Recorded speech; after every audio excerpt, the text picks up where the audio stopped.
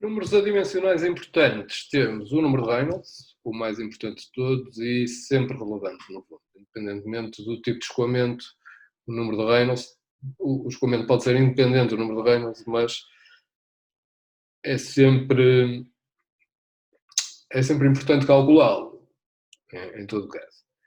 Depois temos o número de Froude, que já vimos, importante quando temos escoamentos com superfície livre, portanto líquidos, representa o rácio das forças de inércia para as forças gravíticas, enquanto Reynolds, forças de inércia para as forças viscosas. Temos aqui um pequeno exemplo para mostrar o que é que o número de Froude, em que é que pode ser útil.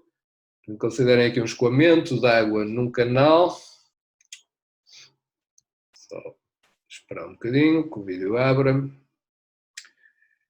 E temos este escoamento onde vamos colocar um obstáculo e isso vai fazer com que o nível da água suba à esquerda e com isso a velocidade diminua comparado com a velocidade do escoamento aqui à direita. O que é que o número de Froude, qual é a fórmula do número de Froude? A velocidade, mais baixa aqui do que à esquerda do que à direita, sobre a raiz quadrada de G vezes um comprimento. Esse comprimento, neste caso, é esta altura que aqui está. Também mais alta do lado esquerdo e mais baixa do lado direito. Ou seja, quer o numerador, quer o denominador, fazem com que o número de Froude aqui seja mais baixo do que seja aqui. E, na verdade, a este lado nós chamamos tipicamente um escoamento subcrítico e ao lado direito supercrítico. E o número de Froude ajuda a perceber de que lado estamos e quando é que esta transformação de energia potencial em energia cinética vai ocorrer. Seria bom uma experiência em laboratório para mostrar isso com um salto hidráulico. Poderei fazer uma aula à volta disso, não tenho ainda a certeza. Outro número importante é o número de cavitação, relaciona a diferença entre a pressão no fluido e a pressão de vapor. É sobretudo relevante em turbomáquinas, turbinas e hélices, onde a velocidade na ponta das pás das turbinas ou hélices atinge valores muito elevados. E com isso a pressão atinge valores muito baixos. A ponto de, se for de tal forma baixo, inferior à pressão de vapor, vão-se formar bolhas de vapor na ponta destas pás de hélice, neste caso. Portanto, reparem que isto está a rodar, na verdade, a 1600 rotações por minuto e estamos a ver isto em super câmara lenta. A formação e rebentação destas bolhas na ponta das pás vai levar a uma fortíssima, ou pode levar a uma fortíssima erosão daquele metal e, na verdade, depois estragar e deteriorar o desempenho da turbina ou da hélice. Poderão ver depois o resto deste vídeo com mais detalhe. Outro número importante é o número de Strual, só relevante para escoamentos oscilatórios, onde haja uma oscilação de velocidade, de pressão. Tenho aqui dois exemplos para vocês. Escoamento em torno de um cilindro, onde se forma, a determinados números de Reynolds e ao fim de algum tempo, o escoamento começa simétrico, isto é uma simulação computacional, forma-se a partir de algum tempo uma simetria e o escoamento começa a oscilar. Estão a ver aqui muito lentamente a cauda a começar a oscilar e isto vai levar depois ao desprendimento periódico desta sequência de vórtices a que se chama estrada de von Karman, onde os vórtices são desprendidos alternadamente da superfície inferior e superior do cilindro. Se estivermos a analisar uma série temporal da velocidade aqui num ponto qualquer, na traseira do cilindro, o que teríamos era um sinal com uma oscilação cuja frequência depois nos daria o número de Strual. Também temos os dois números que vão aparecer depois no último capítulo, o coeficiente de arrasto e o coeficiente de sustentação, já vimos, são forças adimensionais de arrasto e de sustentação, que veremos depois em mais detalhe no último capítulo.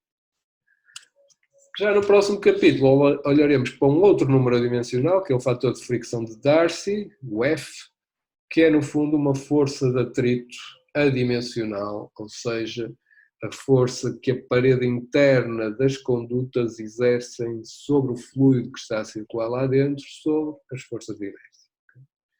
Só é válida aqui para escoamentos internos e faremos grande uso deste fator de fricção, também é um número adimensional.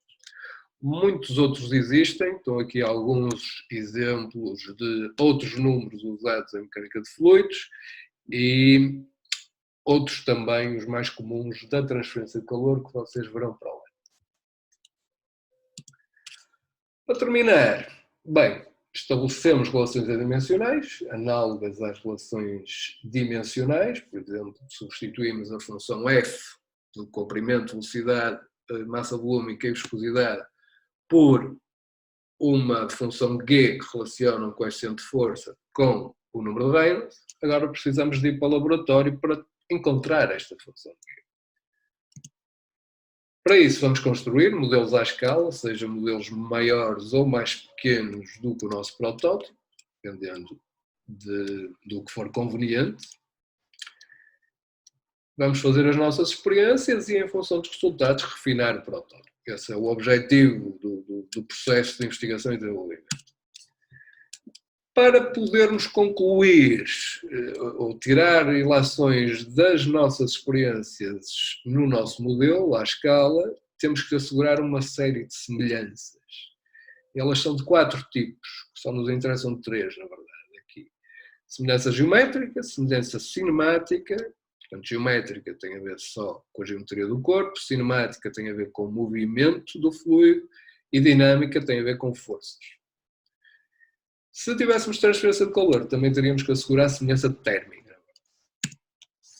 Ora, a geométrica, não tem muito que saber, todas as dimensões entre modelo e protótipo têm que ter a mesma razão de escala, para 10, 10 para 1, o que for.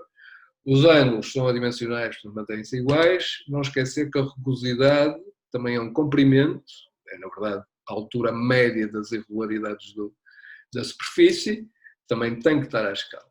Neste exemplo aqui, uma rugosidade de 1 milímetro no protótipo à esquerda teria que ter uma rugosidade correspondente de 0,1 milímetros no modelo à direita. A semelhança cinemática diz-se que dois escoamentos são cinematicamente semelhantes se partículas homólogas passarem em pontos homólogos em tempos homólogos. Requer esta semelhança cinemática que haja a mesma razão de comprimentos, ou seja, que haja semelhança geométrica previamente estabelecida, e agora a mesma razão de tempos.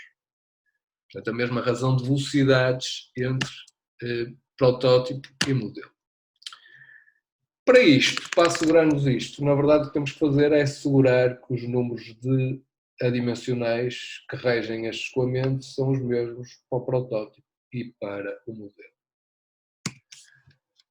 A semelhança dinâmica implica que nós, se considerarmos este ponto A no nosso protótipo e tivermos estas forças a atuar, este polígono de forças a atuar neste ponto, então no nosso modelo teremos no ponto homólogo, à linha, um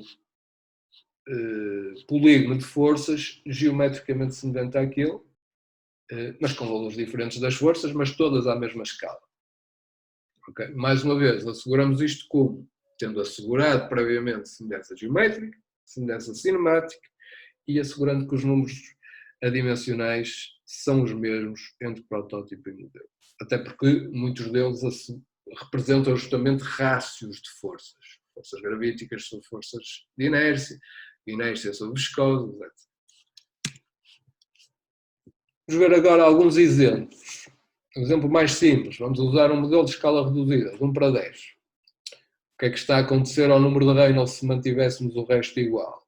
Eu estou a passar o comprimento do meu modelo para 1/10 do comprimento do protótipo, estou a baixar o meu numerador do Reynolds para 1/10 também. Ou seja, estou a aumentar o peso das forças viscosas em 10 vezes.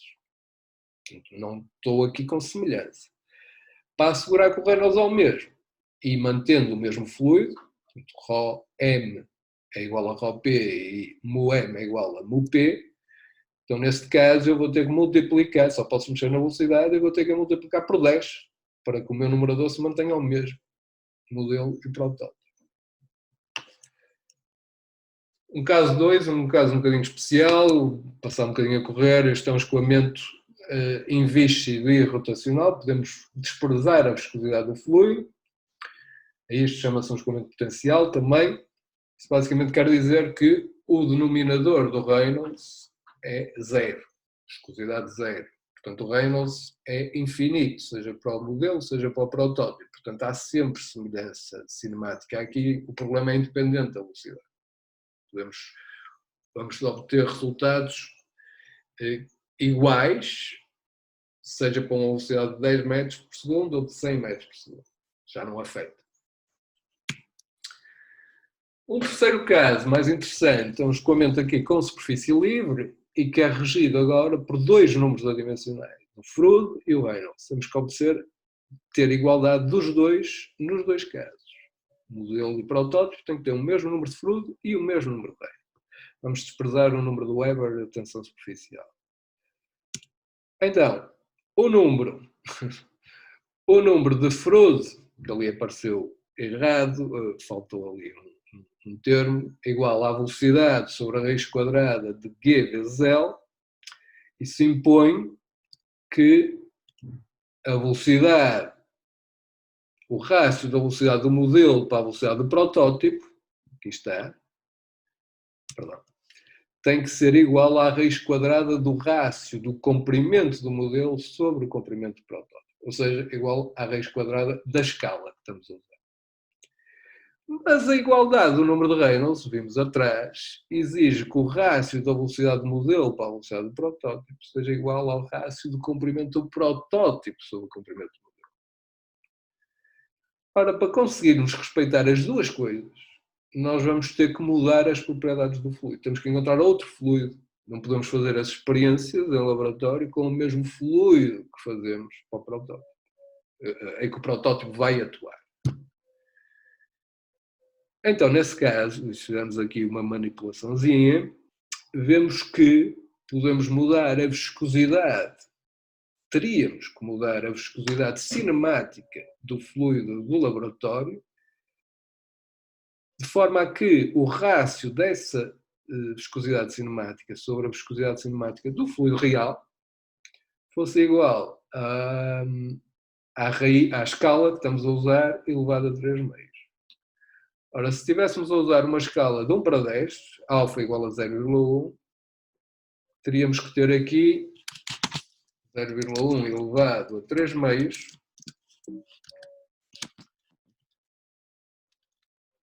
falta os parênteses,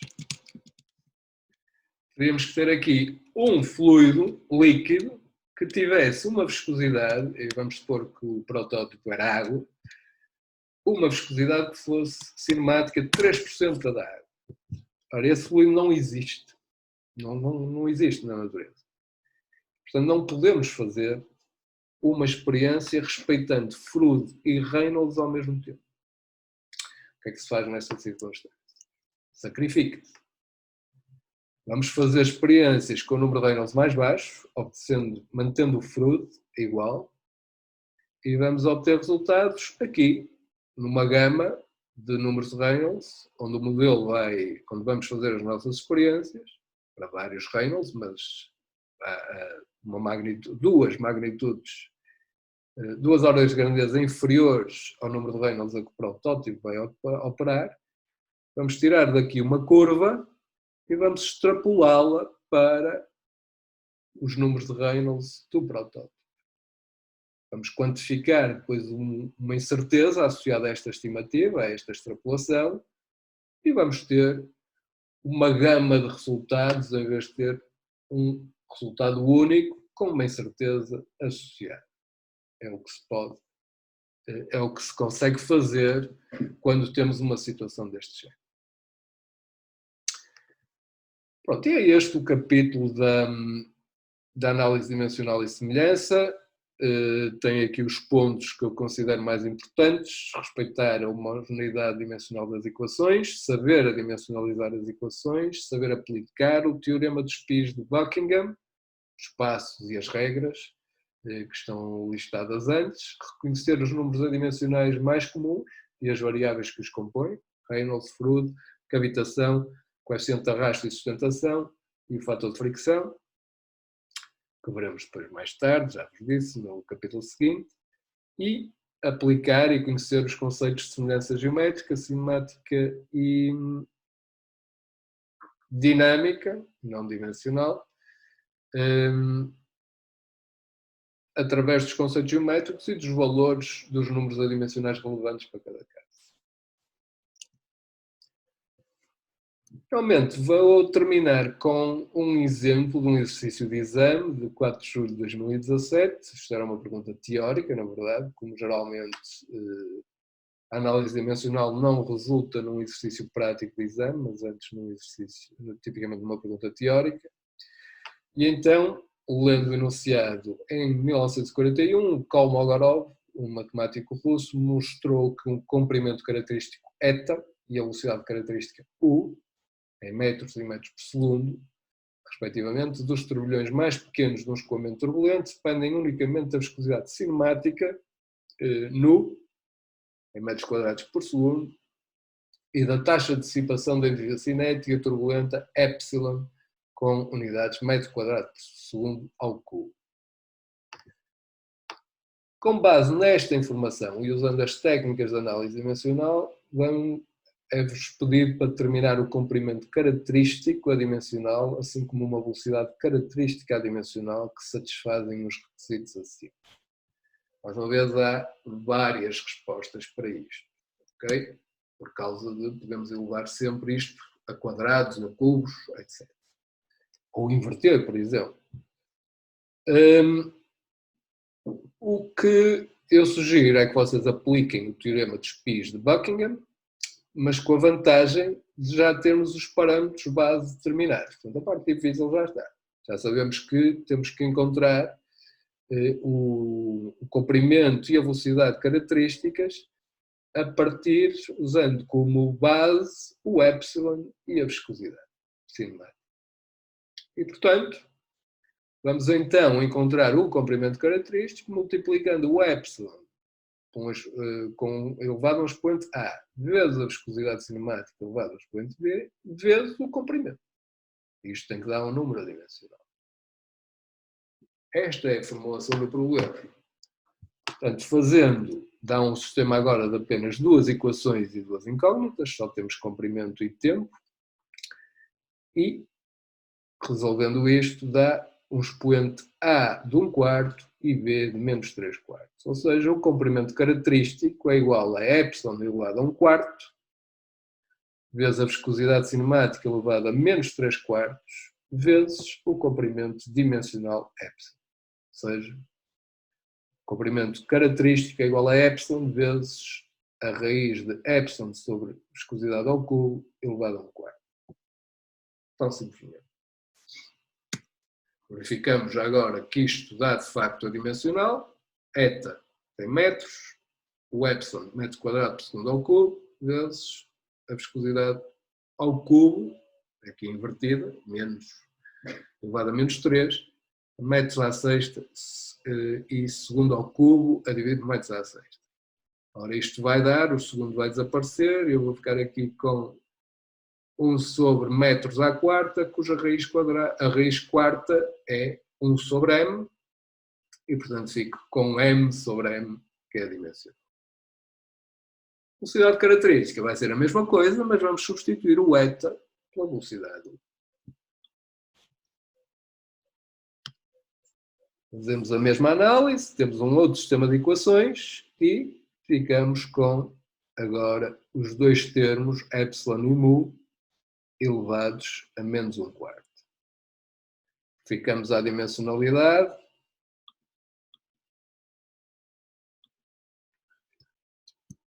e confirma-se, é dimensional.